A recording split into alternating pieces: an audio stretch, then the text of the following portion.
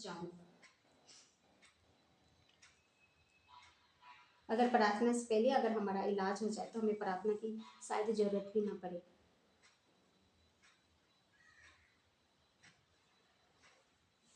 सो हम अपनी चाल चलन पे ध्यान दें। यीशु मसीह हमें आज ये सिखा रहे हैं कि हमारी चाल कैसी है। हमारा बोलने से पहले हम अपने मन को तौलें।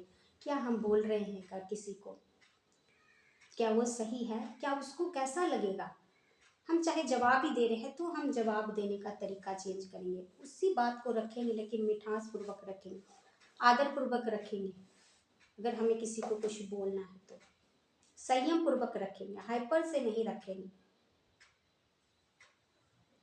हो सकता है सामने वाला आपके नज़र में गलत हो, लेकिन हम जगह चेंज कर देंगे। उसकी जगह पे हम जाएंगे कि अगर हम उसको ऐसा बोल रहे हैं तो उसको क्या लगेगा, क्या उसको अच्छा लगेगा। ईंट का जवाब पत्थर देना आसान है, लेकिन क्या उसको अच्छा लगेगा। पत्थर जैसी उसकी चोट लगेगी उसके हार्ट को। और परमेश्वर कहते हैं हर एक मनुष्य में मैं रहता हूँ, याद रखना। हम अगर इस बात को याद रख के किसी को जवाब देंगे ना तो हम डरेंगे। परमेश्वर कहते हैं मेरा भय मानना, क्योंकि हर एक मनुष्य में परमेश्वर का आत्मा है। हर एक मनुष्य में परमेश्वर का आत्मा है। हम उसी के अंश हैं, हम उसी के वंश हैं। तो उसमें अगर परमेश्वर का आत्मा है तो हम सोचे उसका मन नहीं दुखा रहे, हम परमेश्वर का मन दुखा रहे। परमेश्वर का वचन कहता है कि मैं भूखा था तुमने मुझे खाना दिया, मैं प्यासा था तुमने मुझे पानी दिया। आज हम डोनेशन करते हैं, अगर किसी विधवा गरीब और अनाथ को देते हैं तो परमेश्वर कह रहे वो तुमने मुझे दिया, क्योंकि उसमें मेरा आत्मा है। इसलिए कहा था दान दो, डोनेशन दो, हेल्प करो अगर आपके पास है तो। क्यों? क्योंकि उसमें भी परमेश्वर का आत्मा है। उसको गरीब क्यों बनाया परमेश्वर ने? हमारे अंदर ये सवाल आएगा, परमेश्वर ने उसको इसलिए गरीब बनाया कि परमेश्वर हमें परख सके, हमें दिया, हम धन्यवाद कर सके और हमें वो परमेश्वर दिखा सके कि देख उसकी हालत और तुम्हारी हालत, मैंने तुम्हें दिया है तो तुम दो अब उसको। मैंने तुमसे लेने के लिए उसको गरीब बनाया है, क्या तुम दोगे उसको? तुम खाना खा रहे हो, सामने वाला तेरा भूखा है, क्या तुम 4 रोटी में से 2 रोटी तुम उसको दे सकते हो? कि चारों तुम अपना पेट खा तृप्त करके उसको भूखा देख के तुम्हारे अंदर क्या फीलिंग आती है? दया आती है कि नहीं आती? तो परमेश्वर का आत्मा में क्या है? दया है। परमेश्वर क्या है? प्रेम है। जहाँ प्रेम है परमेश्वर कहते हैं वहाँ मैं हूँ। जहाँ आनंद मनाया जा रहा है वहाँ कहते हैं मैं हूँ। जहाँ शांति है वहाँ मैं हूँ। जहाँ धीरज है, पेशेंस है, आपके ऊपर इल्जाम पे इल्जाम आ रहा है लेकिन आप पेशेंस रखें, धीरज रखें। प्रभु मैं सब्र किया, आप कहते मैं तेरा न्याय करूंगा, प्रभु आप ही करना, मैं सब्र कर रहा हूँ, धीरज। जहाँ कृपा है, अगर हम किसी के ऊपर कृपा कर रहे हैं परमेश्वर कहते तुम में मेरा आत्मा है, वहाँ पे मैं हूँ मौजूद। जहाँ पे भलाई है, अगर हम किसी का भला सोचते हैं, भला करते हैं, परमेश्वर कहते मैं वहाँ मौजूद हूँ, मेरा आत्मा तुम्हारे अंदर विराजमान है, क्योंकि मैं भी ऐसा ही हूँ तो तुम ऐसा कर रहे हो। मेरा आत्मा तुम्हारे अंदर है और हर एक मनुष्य के अंदर मेरा आत्मा है। जहाँ संयम है, जहाँ संयम है, हम कंट्रोल करें अपनी बॉडी पे, बहुत कुछ खूबसूरत चीज़ नज़र आती है, हम अट्रैक्ट हो जाते हैं, हम उस तरफ भागते हैं। परमेश्वर कहते हैं संयम रखना, संयम रखना। आज मैंने तुम्हारे लिए इंतजाम नहीं किया है। परमेश्वर कहते हैं सब मनुष्य के लिए परमेश्वर ने जोड़ी बनाया हुआ है, लेकिन लड़का और लड़की क्या हो जाते हैं? अपने आप में ढूंढने लग जाते हैं। परमेश्वर कहते हैं तुम चिंता मत करो, मैंने तुम्हारे लिए जोड़ी बनाया है, तुम्हें एक मैंने गाइडेंस दिया है, तुम्हारे माँ बाप दिया है, तुम्हारे लिए इंतजाम करेगा।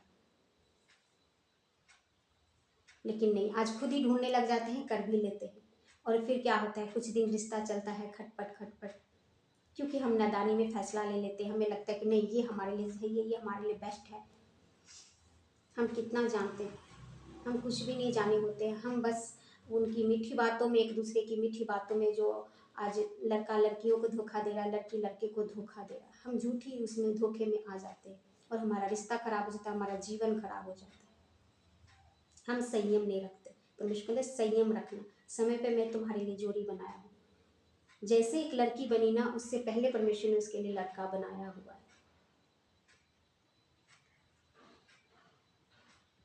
उसकी पसली से निकाल के, जैसे आदम को परमेश्वर ने बनाया था ना, तो परमेश्वर ने देखा कि आदम बहुत खुश था, जानवर के साथ बहुत खुश था। परमेश्वर ने सब जानवर की जोड़ी बनाई थी, लेकिन आदम को अकेले बनाया था।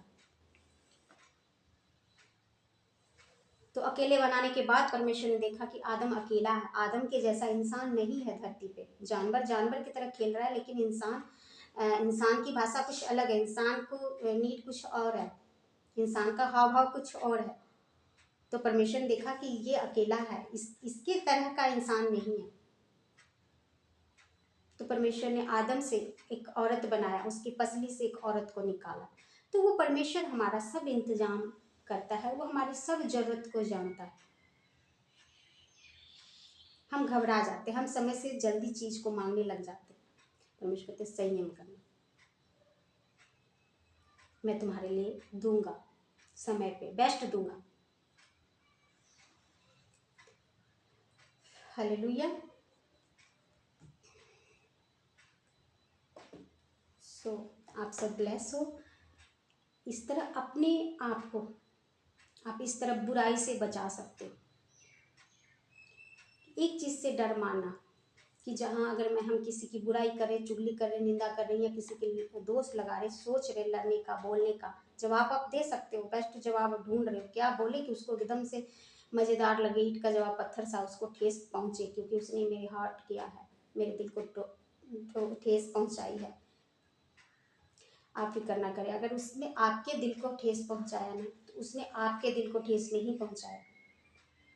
उसने किसके दिल को ठेस पहुंचाया? परमेश्वर का। जैसे हमने कहा, हर एक मनुष्य में परमेश्वर का आत्मा है, हर एक मनुष्य में परमेश्वर का आत्मा है। तो उसने आपके दिल को नहीं, परमेश्वर के दिल को ठेस पहुंचाया है।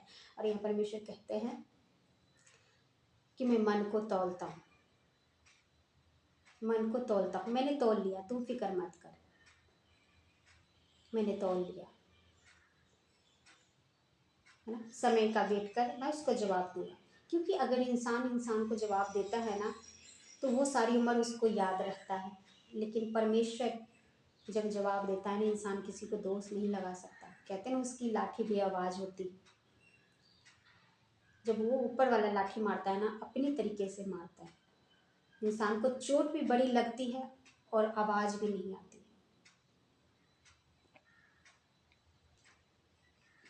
तो हमें बस इतना याद रखना है कि हमें परमेश्वर पग पग देख रहा है, पग पग देख रहा है, हर पल देख रहा है, हर क्षण देख रहा है कि हम क्या कर रहे हैं, क्योंकि वो न्याय करने वाला है। जैसे हमने बुराई की, वो पक्षपात नहीं करता है। चाहे हम यीशु मसीह में हैं, लेकिन अगर हम गलत करेंगे, परमेश्वर तो मैं पक्षपात नहीं करता, मैं न्यायी हूँ, मैं सच्चा न्यायी हूँ। आज दुनिया के जज भी है ना, तो आज वो भी घूस ले लेते हैं, ले रहे करते हैं, वो झूठा न्याय कर देते हैं, वो झूठा न्याय कर देते हैं। अब वो इतना न्याय रह नहीं गया अदालत में कि आप जाओ और आपका प्योरली न्याय हो जाएगा, अब नहीं हो रहा है।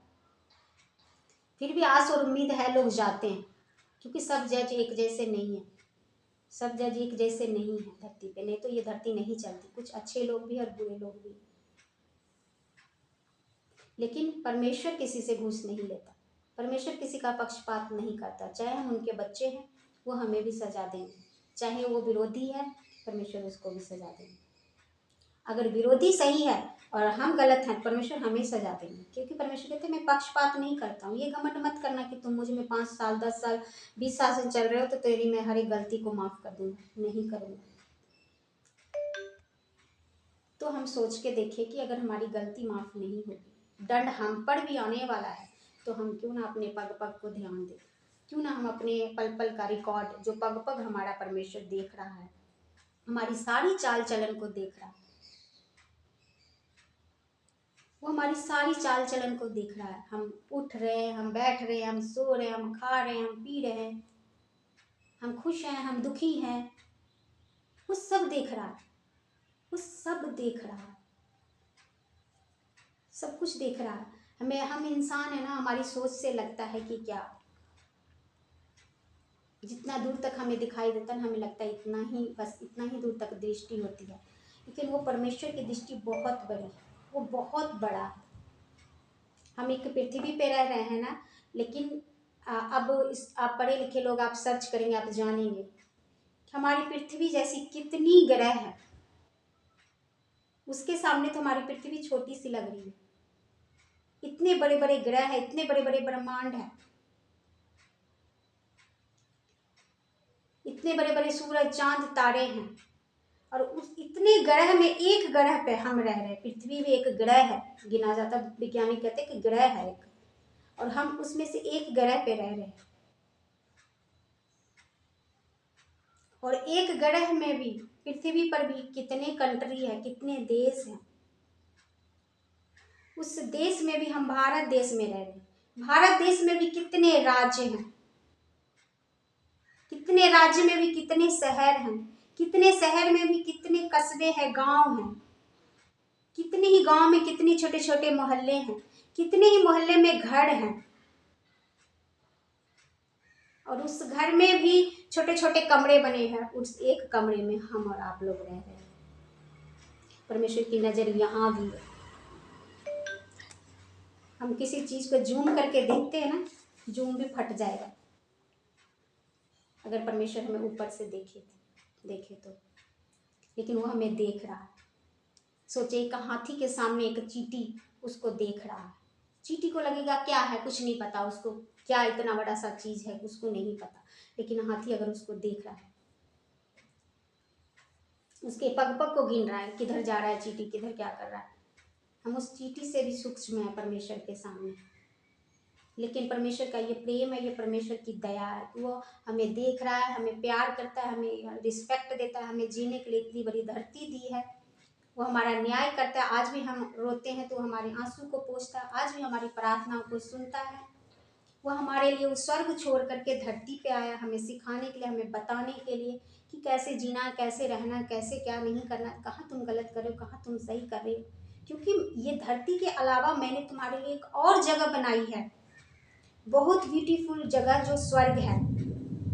क्योंकि परमेश्वर ने पहले ही धरती को स्वर्ग जैसा बनाया था, लेकिन गलतियों के कारण ये भ्रष्ट हो गई, ये खराब हो गई। जब आदम को बनाया तो परमेश्वर ने हेवन ही बनाया था, धरती पे खूबसूरत धरती बनाया था, सुख और शांति भोगने के लिए बनाया था। लेकिन बीच में शैतान, भूत जिसे कहते हैं, वो एंट्री मारा, उसने सब कुछ खराब कर दिया, उसको बहका दिया। पाप, बुराई, घृणा, दोष, सब कुछ अपोजिट आ गया। जो परमेश्वर का स्वभाव था उसको उल्टा कर दिया। जहाँ प्रेम था वहाँ झगड़ा कर दिया, जहाँ शांति था वहाँ अशांति कर दिया, जहाँ कृपा थी, दया थी, वहाँ पे उसने कृपा और दया को खत्म कर दिया। आक्रोश और गुस्सा और झगड़ा, मारपीट, ये सब भर दिया, उल्टा कर दिया, और पृथ्वी तहस नहस हो गई। तो परमेश्वर फिर से धरती पर आए थे और लोगों को बताए, कह रहे ना कि ऐसा करो, क्योंकि मैंने अब ये जगह को छोड़ के तुम्हारे लिए एक और खूबसूरत जगह बनाया, वहां पे मैं तुम्हें रखूंगा। हम टेम्परेरी घर में रह रहे हैं, हम सफर कर रहे हैं। परमेश्वर कह रही है तुम सफर में हो, मैं तुम्हारे लिए और बड़ा सोच के रखा हूँ, और बड़ी जगह पे और खूबसूरत जगह पे मैं तुझे ले जाने वाला हूँ। किसको? जो मेरी बातों को मानेगा उसको, है ना। सो कोई भी परीक्षा जब होती है तो पास जो होता है बच्चा वही आगे जाता है, जो फेल होता है वो नहीं होता, आगे नहीं जाता। स्टडी दोनों को मिलती है, ऐसा नहीं भेदभाव किया जा रहा है कि जो पास हो रहा है उसको किताब दिया जा रहा है, जो नहीं पास होने वाला है उसको किताब नहीं दिया जा रहा, दोनों को किताब दिया जा रहा है। उसी तरह परमेश्वर सबको मौका दे रहे हैं। ऐसा नहीं यीशु मसीह कह रहे हैं कि तुम बड़े अच्छे हो, तुम भोले हो, ईमानदार हो, वफादार हो तो मैं तुम्हें किताब देता हूँ, और जो पापी है, दुष्ट है, उसको नहीं देता हूँ। यीशु मसीह कहते हैं मैं पापियों को ही लेने आया, मैं सबको लेने आया, पापियों को तो मैं खास करके लेने आया हूँ। बहुत जगह हमने सुना कि पापियों की सजा होती है, लेकिन यीशु मसीह के ऐसे परमेश्वर कहते मैं पापियों को लेने आया हूँ, मैं पापियों के लिए ही आया हूँ। परमेश्वर कहते पाप से घृणा करो, पापी से नहीं। एक कोई भी अपराधी होता है ना, हम उसके ऊपर दोष लगा देते हैं कि ये अपराधी है, ये पापी है, ये गलत है, लेकिन हम उसकी जड़ तक नहीं पहुंचते। हम जड़ तक नहीं पहुंचते उसकी क्या मजबूरी रहेगी, कहाँ उसको गलत शिक्षा मिला कि वो उधर चला गया। हम ये नहीं देखते, हम उसके जख्म को और खुरीदते हैं और उसके ऊपर और दोष लगाते हैं और वो इंसान और दलदल में जाता है और हमसे दूर हो जाता है। हमारे समाज का ही बच्चा होता है, हमसे कट हो जाता है, हमसे कट हो जाता है। परमेश्वर कहते मैं उसको गले लगाने आया हूँ। परमेश्वर वैसे लोगों का हाल चाल पूछता है, वैसे लोगों से वो गले मिलता है, वैसे लोगों से वो पूछता है बेटा कहाँ मिस्टेक हुई, कहाँ गलती हुई, क्या मजबूरी थी, कहाँ तुम्हें